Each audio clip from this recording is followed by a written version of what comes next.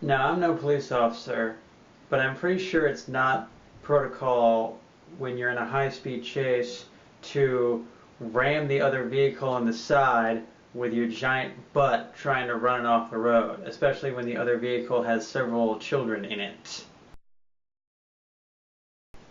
Yes! Alright, I've been waiting to watch this movie again. I first saw this when it was in theaters a couple years ago. Me and my brother did our little Halloween marathon. We saw this and Frankenweenie and Hotel Transylvania all on the same day, just hitting all the different screens. I don't remember what order we saw them in, and while all three movies were at least pretty good, I do remember that this one, ParaNorman, was hands down the best one.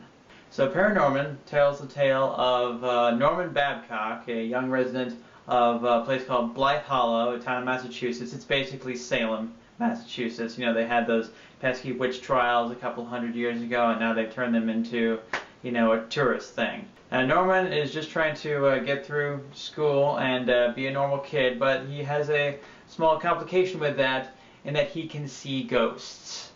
So while dodging bullies and trying to fit in at school, both of which he fails at, he does meet up with another kid, weird kid named Neil, who thinks his, you know, ghost-seeing power is just cool. And then it turns out there's some kind of curse threatening the town on the anniversary of something to do with the witch trials, and it falls to Norman, the ghost seer, who has to, you know, somehow find a way to stop it. It's up to him. And so he, you know, rallies a bunch of his misfit friends together, his older sister, you know, Neil's older brother, the school bully, and a few others, and they've got to somehow find out what's going on and stop it.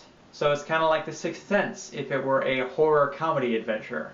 Now, one thing I liked is that besides seeing ghosts, Norman is basically a normal kid. I mean, he reacts to this stuff the way a normal kid would. He isn't constantly depressed or brooding or anything. Everybody still treats him like a freak because he can see ghosts, which he has accepted as, you know, a part of his life, even if nobody else will. It's like, Norman, there's no such thing as ghosts. I'm like, yeah, there is. It's right there. At the same time, growing up like this has led to Norman having an interest in ghouls and in horror movies. I mean, his slippers and his toothbrush and his alarm clock and his backpack and stuff are all ghoul themed. His default ringtone is the theme from Halloween. I call them ghouls because I don't think the zombie is quite the right term. I mean, they do say zombie a couple of times in here because that's what they think they are. But I think, you know, zombies are, you know, mindless monsters who want to eat brains and or flesh, which they think the monsters in this movie are at first. But ghouls, in this case, they still have like memories and cognizance. They just happen to be dead. There is some kind of social commentary about how this definition of normal that everyone is trying to fit into and, you know, trying to hammer Norman into is actually, you know, even weirder than Norman is. For example, at the school play, every single parent has their camera out, so it's just a sea of red dots. Dang it, it's not working. How the hell are we going to remember this? And that's another thing. This movie has a lot more jokes than I remember. Good jokes. And naturally, you know, horror comedy, the humor is very dark and macabre. There is one scene, one of my favorite scenes, where Norman has to get this large book out of this dead man's hands. This guy just died. And it takes a couple of minutes. And it's this great slapstick scene. It kind of reminds me of the scene in Drag Me to Hell with the funeral. If you've seen the movie, you know what I'm talking about. That's the kind of comedy we're dealing with here. Have I mentioned that this movie is awesome? Because it totally is.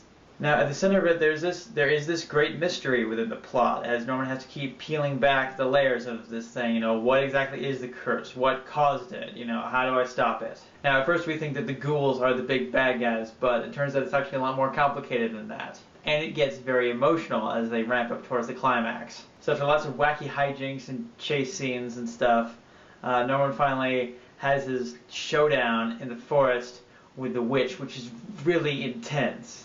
Norman, he doesn't know how he's going to stop this thing or if he can stop it. You know, he doesn't know what he's going to say or do when he gets there, but he knows he's the only one who can, so he goes. Because that's what heroes do. So yeah, love ParaNorman. Excellent movie. So that's it for SourceFed Movie Club this week. Hope to see you guys on the show, and you can click here for more reviews from those guys. And we'll see you next time. See you around.